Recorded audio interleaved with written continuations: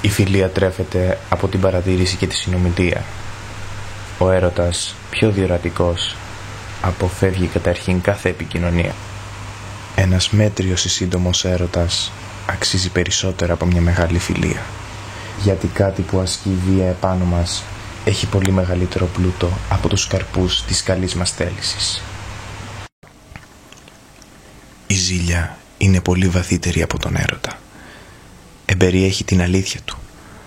Προχωράει περισσότερο στη σύλληψη και στην ερμηνεία των σημείων. Η ζήλια είναι ο προορισμός του έρωτα, ο τελικός σκοπός του.